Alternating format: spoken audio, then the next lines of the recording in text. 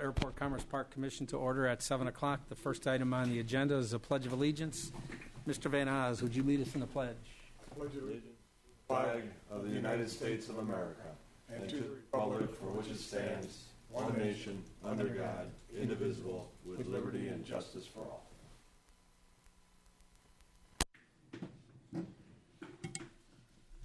Item number 2 is a roll call. Mr. Moran is here. Mr. Rathel? Here. Mr. Van Oz? Here.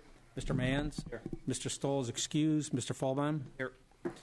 Item number 3 is any additions or deletions to the agenda, and I would make a deletion that item number 4, presentation by Dale, is going to be postponed until a future meeting. With that, are there any other changes to the agenda? None. I'll entertain a motion to approve the agenda as amended. Motion by Mr. Mann, supported by Mr. Van Oz. All those in favor say aye. Aye. All opposed say no. Motion carries. Item number 4 is approval of the minutes of the regular meeting of June 22nd, 2015. Approval. Motion by Mr. Rathel, supported by Mr. Fulbaum. Any further discussion? All those in favor say aye. Aye. All opposed say no. Motion carries. Item number 5 is the financial report for July 2015, and included in your packet was our financial report, which indicates our budget amount for revenue is $826,125. Our year-to-date revenue is $273,594, which equals 33% of our budget, and we are exactly 33% of our way through our fiscal year. Our expenditures have a budgeted amount of $826,125. Our year-to-date encumbrances and expenditures are $205,172, which is just shy of 25% of our budget amount for the year. Our capital reserves as of July 31st, 2015 is $481,110. And our past due summary as of August 10th, 2015 is $3,489. And our pending legal action or / settlement plan for two tenants is $8,629. And we have fuel inventory of Jet A fuel of $17,552 and low lead at $7,523. With that, Mike, anything you wanted to point out on the budget report? Just a couple areas I wanted to touch base on. The past due rent summary, we're still working that down. The Russman account there is on a payment plan. They are following that. It's $500 a month until current. We received the first $500 check beginning of last month. So they are tracking along. The Stanley & Associates, I spoke with that tenant the other day, stated they would become current with their account in the next 2 weeks, so I'll be tracking that one. Arlie Stewart was a tenant we had, actually not a tenant, a plane that had some engine troubles after landing here. A mechanic did some work on it and they took off. We've been in touch with the tenant and sent them some invoices. We've gotten half paid, so we're waiting to get the last half paid, but it is a little past due, so we're going to be tracking that. The final one there, Savvy Advertising. The airport has actually filed a 30-day notice to leave the premise on that tenant. They were 90 days past due. I had a conversation with the tenant at that time, had an invoice. The invoice got ripped in half and the tenant stated that they would not be paying. So at that point, I made the decision to file the eviction paperwork. Mike, how many months rent is that due, the $372? I believe that is 3 months. I could tell you here in 1 second. That amount you're seeing there that's more than 90 days past due. So the total amount owed right now is $1,116.45, and that's 3 months. And anything new on the pending legal action? Nothing new to report. The final note, just on the fuel inventory, you can see our 100 low lead has been dwindling. I was getting ready to order a new load, and of course with our refinery issues that the industry has been having lately, the prices have started to go up. So we're kind of trying to play some tactics on that. We don't normally order a half load of fuel. Right as we were ordering is when the refinery issues hit. So the prices have climbed up quite a bit on that. I think what the airport's going to have to end up doing, because that inventory is getting low, is to order a half load now, which is 4,000 gallons instead of our 8,500. Let that dwindle down, and then when the prices come back down past this issue, we'll order a full load when that dwindles again. So we'll probably have an expense somewhere around $15,000 to $20,000 for the 4,000 gallons coming up. And how long will that 4,000 gallons last? I'd say it'd probably last us another 2 months, and if the rate we've been pumping fuel continues. The summer months are very busy for us. Mr. Mans. So you've got almost 4 months supply though right now. On the $7,000? No. Oh, I'm sorry. Yeah. I got it wrong. Yeah, it's not gallons. Yeah, it's a dollar amount. So we've got just under 2,000 gallons in our tanks right now. Yep. Okay. And the only negative with ordering a half load is we tend to pay 3 to 5 cent. It normally depends on how the shipping rates are going, but a 3 to 5 cent premium for a half load. We're going to split with Monroe Airport, so I'm hoping that will get down to 2 cents because the vicinity is very close.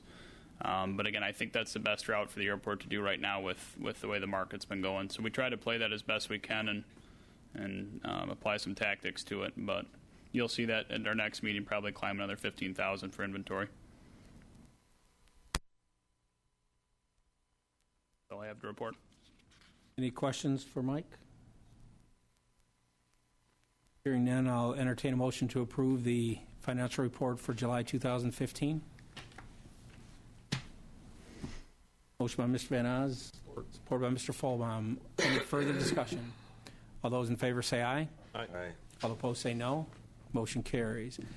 Moving on to item number 6 is the manager's report. 6A is the wedding venue update. Mike? Just want to report to the commission that the airport hosted its first wedding in the hangar. It was, I would say, successful overall.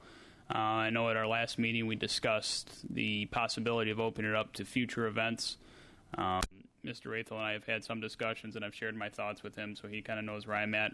My thought initially was, let's see if we can find somebody, a wedding coordinator, somebody to team up with, and maybe do certain events a year where they basically run the event. We're just the facility. That person would get a cut for their services. The only logistical issues that I believe Mr. Rathel and I are going to meet with Township Manager Riem on are restroom facilities and some other amenities that we would have to give to any renters for weddings. That would be difficult because it's access to Township Hall for restrooms and stuff like that. So we're going to explore. Just wanted to keep you updated. We're exploring some options on that. Trying to keep the door open, and hopefully we'll have something to report back next meeting. Any questions for Mike on the wedding venue update? Hearing none, we'll move on to item number 6B, which is the east side of Hangar 1 update. Mike? Just hopefully it will be the last update for a while on this. The tenant, we executed the contract for August 1st, so we've received our first payment for the east side of Hangar 1 from D-Ball Sailing. Again, a reminder that it's going to be a little bit of a slow move-in because his business is in full swing still down in Ohio. I would say probably late this month, early next month, you'll see they're going to build the stage on the second floor where they start cutting and fabricating the sails, and they'll start the build-out of some of the office on the first floor. Probably end of September, early October, we'll start seeing some more action in the facility. Just kind of as his season slows down, the building progress will pick up. So all the major renovations are complete. You know, we will have some small projects to complete, I would say, before wintertime. There's some small gaps and things here and there we're going to want to insulate before winter comes around, but for all intents and purposes, the tenant has moved in.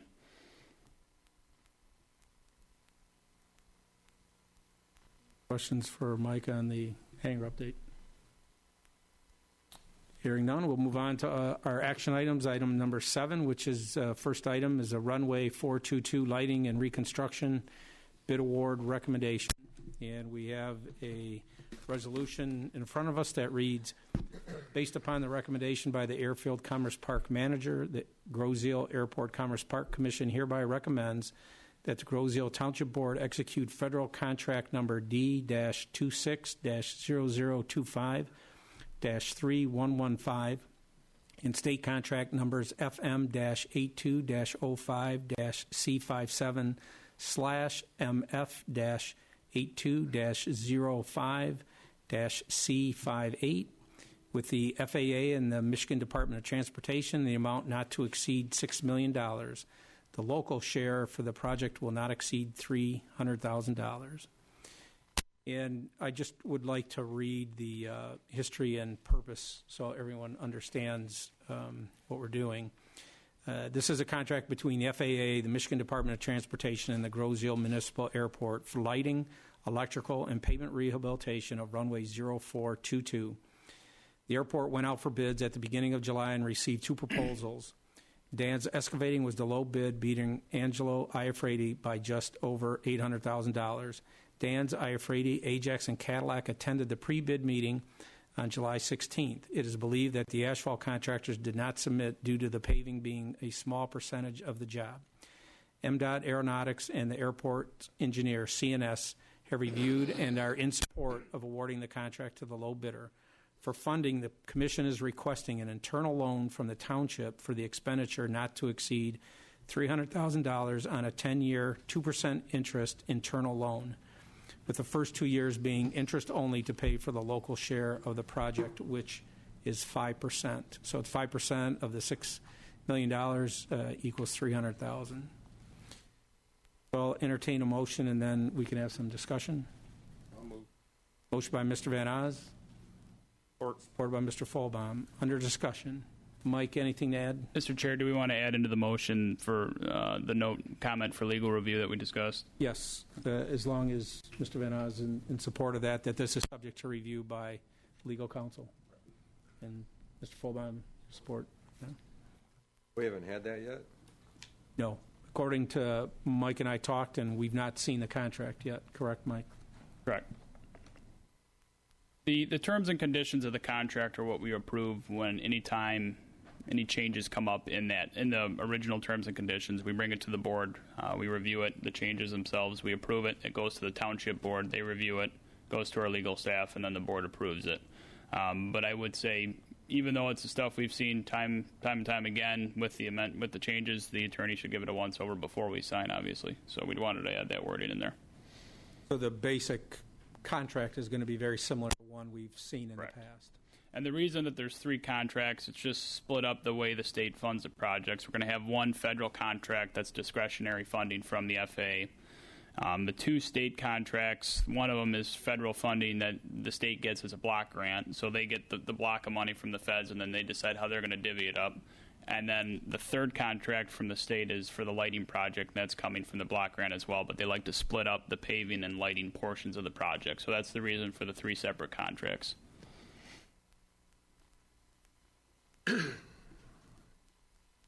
Questions? Mr. Chair. Mr. Rathel. You know, when we had that meeting, Mike, we had agreed to some things that are not in a standard contract. You know, this is the 3rd standard contract that I've seen since I've been here on runway rehabilitation.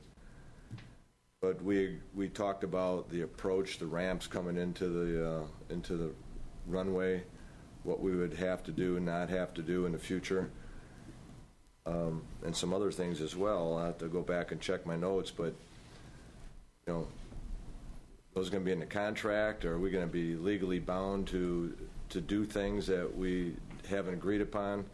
So maybe the bones of the contract is standard, but you know, buried in this contract are some other obligations that we could be signing away with. Correct. So the meeting that you and I attended, like you said, this is standard boilerplate contract.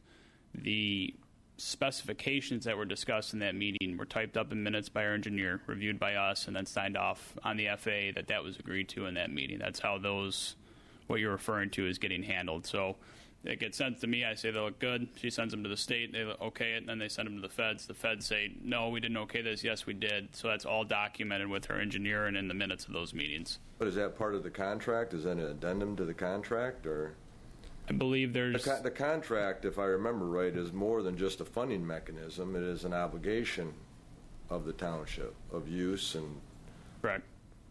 So I would say it's something that we would make sure our attorney's on board with, and that those minutes are bound somewhere in that boilerplate in the contract.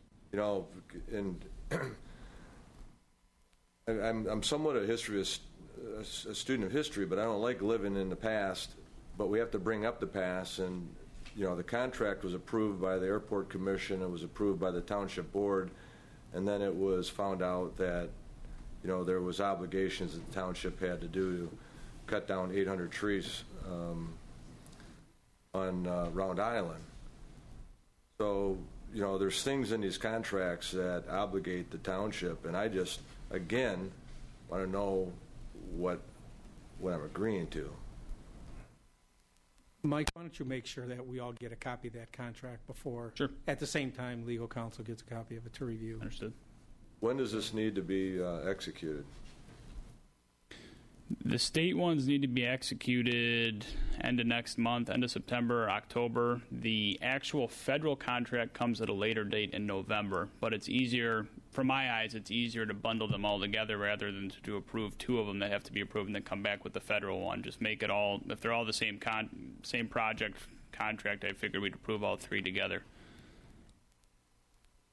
I don't mind approving all three together, but I just don't want to not have the contract here and say, okay, I'm going to approve this contract, which we don't have, Correct. Subject to legal review, who has no knowledge whatsoever of what we agreed upon or what we would be willing to obligate ourselves to, and then just send it to the Township Board, because then the Township Board is handicapped. They have a body, a governing body, this commission here, that just threw it to the lawyer, who all he's going to do is just look at it and stamp it and charge us, and then throw it up to the board. Mike, you can hold this resolution to go to the board until after we review the contract. Is that correct? It's scheduled to go to the next board meeting on the 24th. If we hold it to a further meeting, it could get into a point where if there's any delays by the board, we'd be pushing it. And again, to address that, with those meetings, the engineers with the minutes and specifications do go back to them for review. They sign the feds sign off that we agreed that this is how the setup is going to be. Did they do that? Yes. So we have all I have those the agreements? documents from the minutes signed by the FAA, yes, and from the meeting you were at and from the other meetings. Okay, so then part of the legal review would be Making sure that those are bound, correct. if you have that, Mike, and then our township attorney agrees that those are legally bound and attached to this these contracts, whichever contract it fits into, then I would be okay with it. Okay. But Again, we've got it subject to the review by legal counsel, so pass that information along to them and make sure that that's our desire, is that he doesn't approve that without that language in there. Correct, okay. Does that make sense, Mike? Does. I understand. Any other comments or questions? Hearing none, we've got a motion by Mr. Van Oz, supported by Mr. Folboom. Any further discussion? All those in favor say aye. Aye. All opposed say no. Motion carried. Item number 7B is the Scott Zelinski lease approval. And we've got a resolution before us that reads, based upon the recommendation from the Groseal Airport Commerce Park Manager, the Groseal Airport Commerce Park Commission hereby approves the lease for Scott Zelinski and the Groseal Municipal Airport. Terms of the proposed lease agreement are listed in the history, purpose, and explanation section of this resolution. And just as a summary, it's a one-year lease from October 1, 2015 through September 30th, 2016 with one-year option with a rental rate of $100.27 with a CPI increase in the second year to be added on to the monthly rent. And we are in reference to building number 28. I'll entertain a motion. Motion by Mr. Manns. Mr. Chair. Mr. Rathel. Mike, can you talk about Building 28? Sure. Building 28 is your historical battery building that the Navy used for storage. When it was turned over to the township, it's a very small concrete block building onto one of the main entrances to the airport. It's right off the service drive. On the second page here, you'll see it roughly circled in, a very small unit. In history, it's always been used as kind of a little quick hobby shop or storage of tools for somebody local on the island. Island Metal Art, Miss Christine Jabro, who also owns Lloyd's, would just use it as the company was called Island Metal Art, so she would kind of have it as a hobby on the side for creating sculptures and signs and things like that. When she came in and said that she was on a month-to-month at that point, she came in and notified us that she would be vacating the unit, but said she had a friend that would be interested in taking her over, which Mr. Zielinski approached me about a week after that and offered to pick up the lease at the exact same rate and spot that Ms. Jabro was renting the unit for. How many square feet is it? I recall it's roughly 300.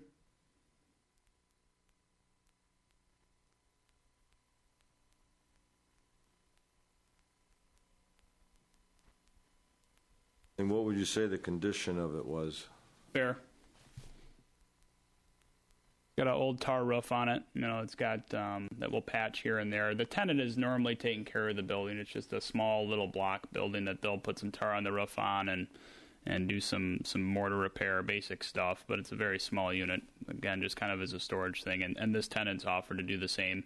It's kind of always been a little bit of a buddy system where the tenant's responsible for it. But if it's something small, we'll have our maintenance staff go over and give them a hand for a couple hours here and there.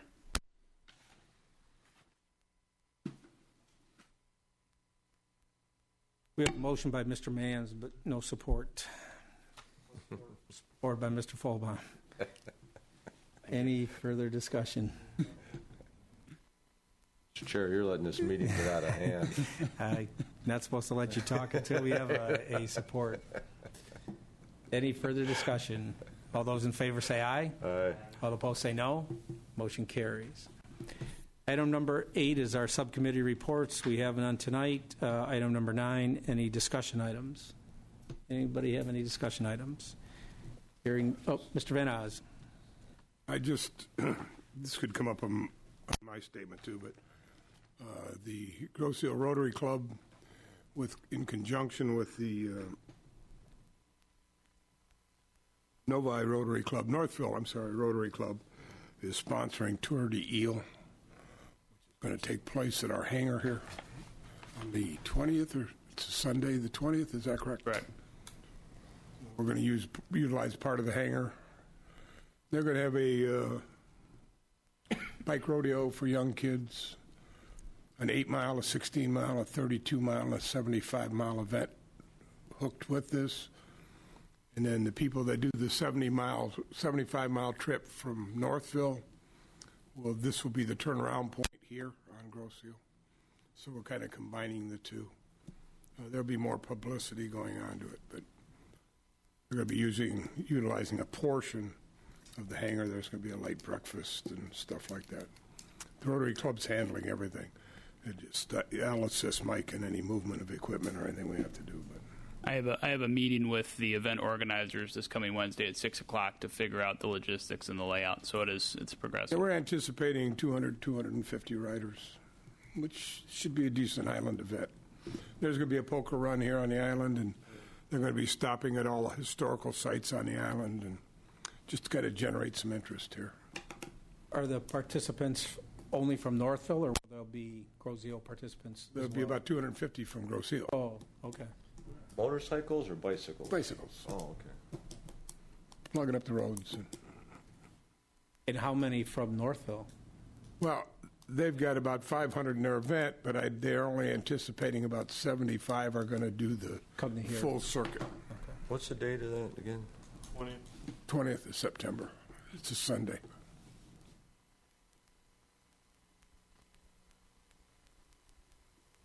I believe they're going to be utilizing the north pavement of the hangar and probably the north half of the hangar, so we'll just move the planes onto the south half and accommodate them. But we'll figure all the logistics out Wednesday when I meet with the organizers. It's got some great sponsorship. Gordo is getting involved with sponsorship. The bridge companies getting involved with sponsorship. Several of the bike companies. The bike museum's going to be open.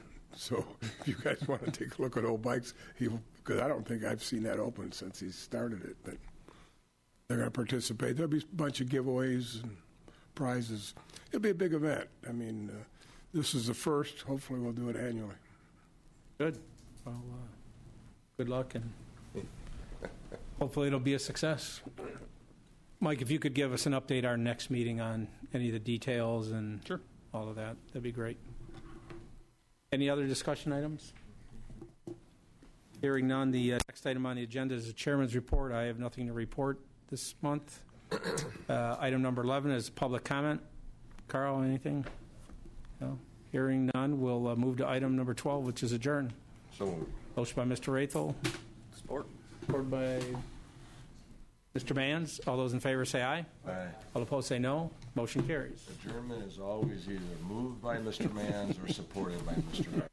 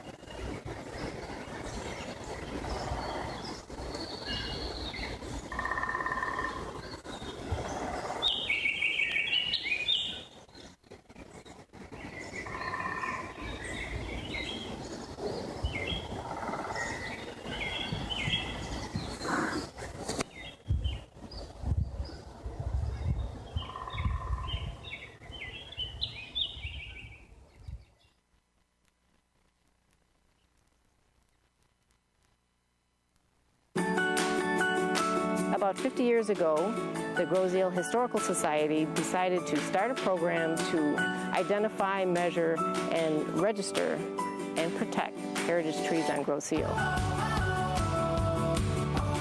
Our Conservancy board member Pam Frucci brought it to our attention, and we contacted the Grosse Ile Historical Society, and they were excited to get it going again. You want to untangle that? We're going to need that. The reason why Pam brought this to our attention was because of her concern over a 350-year-old tree on 5th Street that was cut down not too long ago. This was a tree that had stood in that area since the time the Macomb brothers signed the treaty that purchased the land. And unfortunately, it was cut down with no means of protecting it. So we would like to identify and protect similar trees, trees that speak to our heritage and that represent the early days of Grosse Ile and the benefits that trees bring to us as well. I'm Bert Urbani, a member of the board of the Grosse Ile Nature and Land Conservancy, and we're here on Hickory Island this evening to measure this amazing cottonwood tree. Don't let go. Don't pull it real hard. We're wondering, how old is this tree? What is its size? And so we gathered a group of neighbors to get together to do the measuring according to tree measuring protocol, which is to measure at 4.5 feet, which is called the diameter at breast height. And to get the circumference, then we do some math to get the diameter, and then we can use the diameter to determine the age. Then we'll submit that data to the Historical Society along with data from other residents' trees, and we'll determine, is this a heritage tree worthy of protection? We think so, but we will have to do the math to find out. We're going to find out how many people it takes to measure this tree in people length. So trees like this tree speak to our history. They've been here longer than any of us as individuals, and many even date back before the earliest settlers, back to when Native Americans hunted here, and this was their land. They've lived through the War of 1812, the Civil War, and the World War since then. Trees provide us with many benefits. Obviously, they produce the oxygen that we breathe. They provide food and shelter, lumber for our homes. If we don't protect our trees, we'll be losing a vast part of our heritage and our history and the natural resources that we need.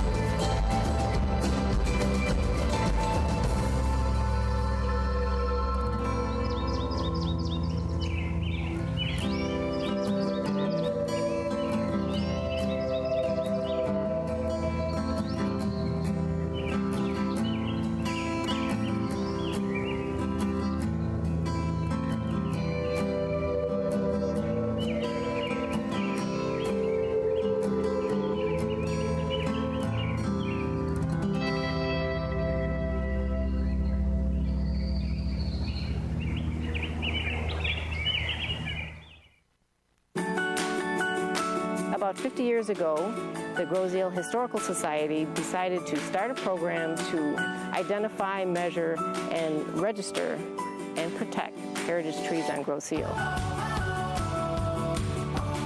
Our Conservancy board member Pam Frucci brought it to our attention, and we contacted the Groseal Historical Society, and they were excited to get it going again. You want to untangle that?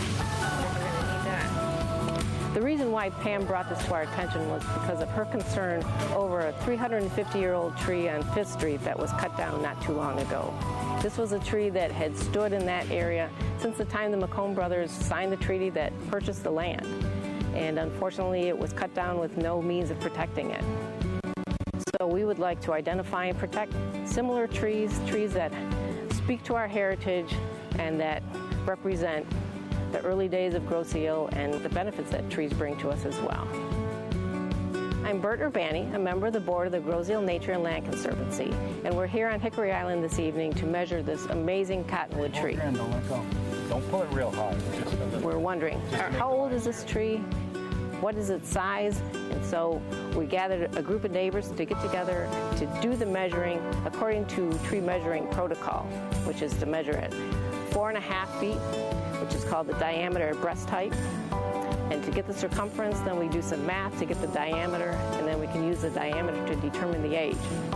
Then we'll submit that data to the Historical Society along with data from other residents' trees, and we'll determine, is this a heritage tree worthy of protection? We think so, but we'll have to do the math to find out. We're going to find out how many people it takes to measure this tree in people length. So trees like this tree speak to our history. They've been here longer than any of us as individuals, and many even date back before the earliest settlers, back to when Native Americans hunted here, and this was their land.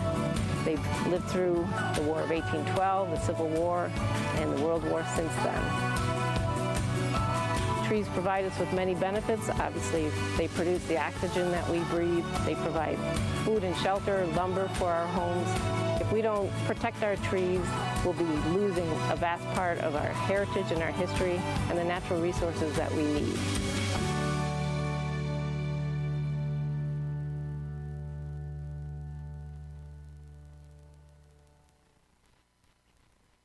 Hi, I'm Bert Urbani, a member of the Groseal Nature and Land Conservancy, and we're here tonight at St. James Episcopal Church to celebrate Earth Day. Our program tonight is on healthy lawns, how homeowners can have a green, healthy, environmentally friendly lawn and protect the watershed and the Detroit River, which is so important. I mean, last year we remember when people in Monroe and Toledo couldn't drink the water because of the algae that was there. And everything that we do affects the water. So our speaker will be Gary Eischen. He's a manager at Mike's Tree Surgeon in Troy. And Gary's a member of the Michigan Green Industry Association and is one of the developers of their program, which is the Healthy Lawn Care Program for Watershed Protection. Gary's going to be speaking what homeowners can do if they're do-it-yourselfers. He's also going to be talking to people about what you can expect from a lawn care company that practices environmentally friendly practices.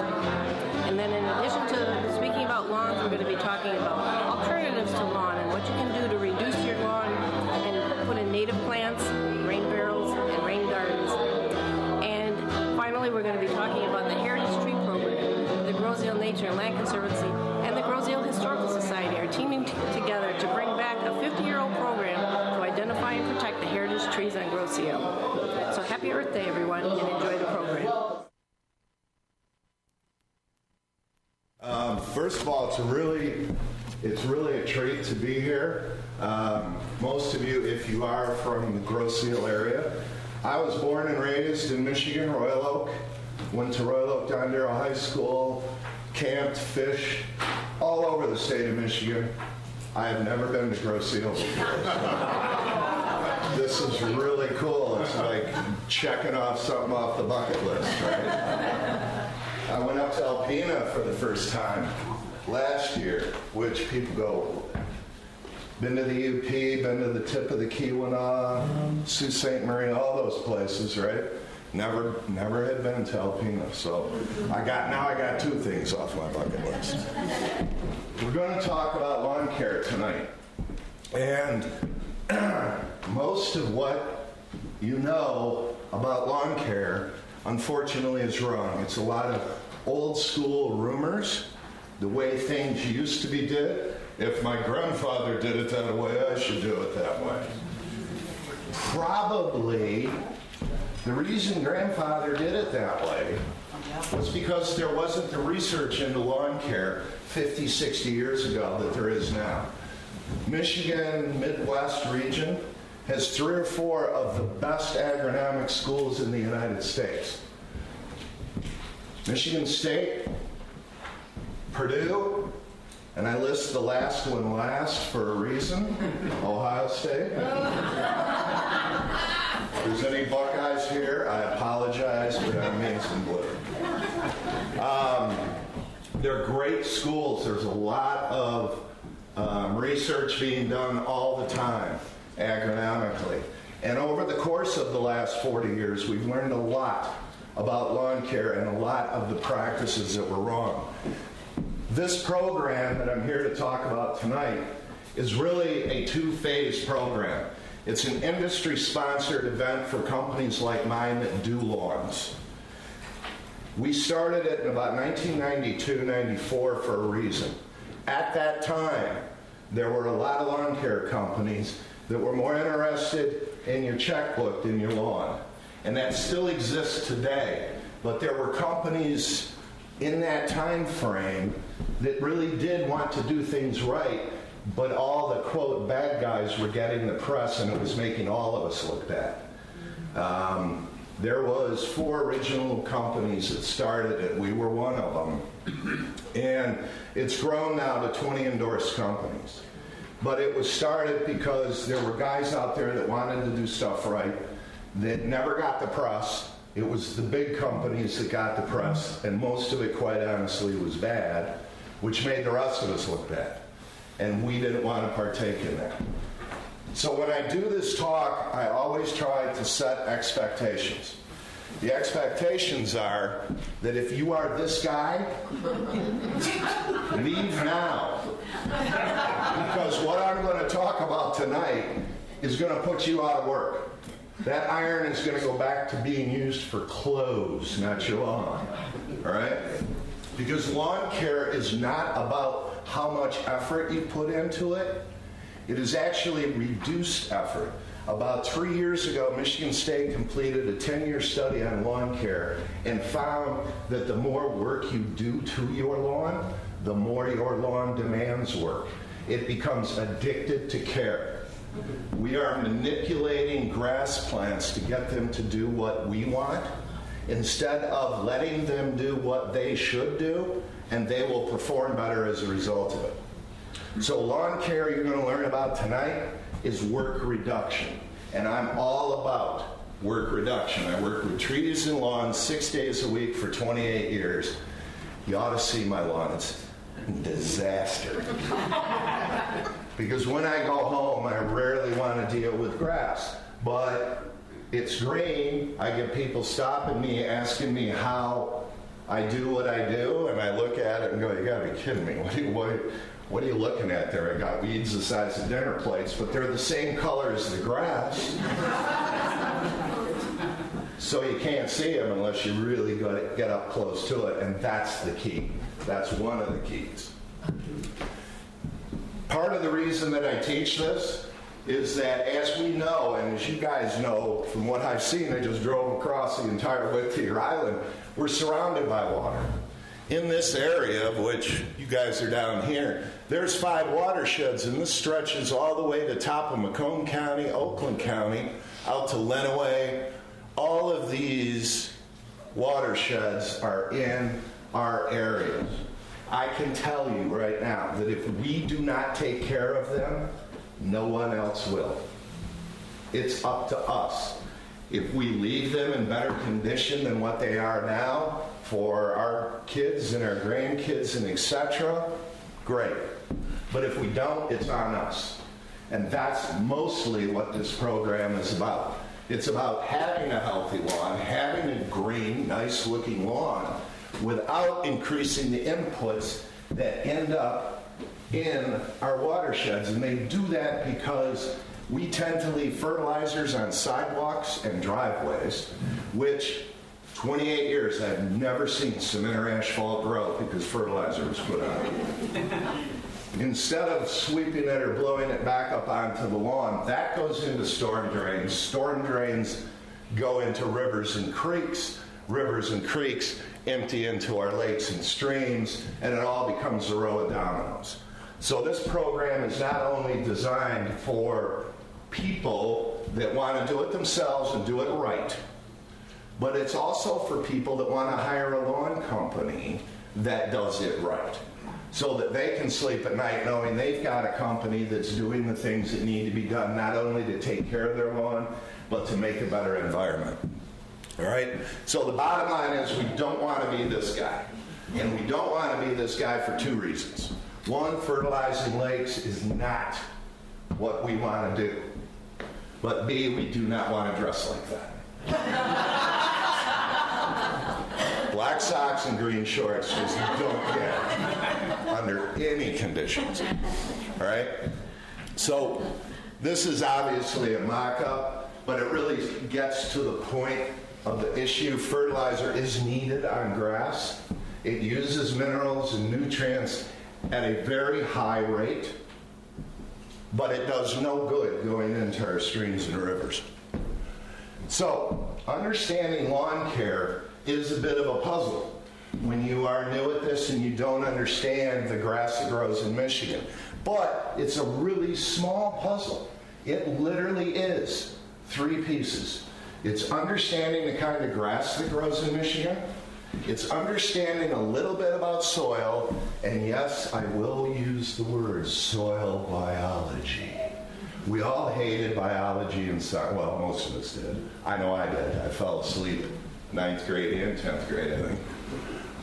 But you have to understand soil, because soil is a living substance that grass grows in, and it has to be decent for grass to grow in it.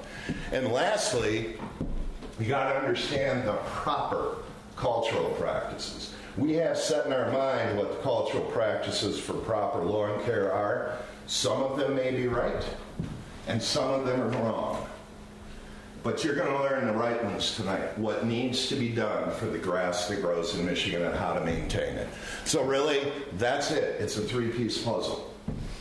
And we're going to cover all 3 pieces. First off, soil is a naturally occurring, unconsolidated, loose covering of broken rock particles.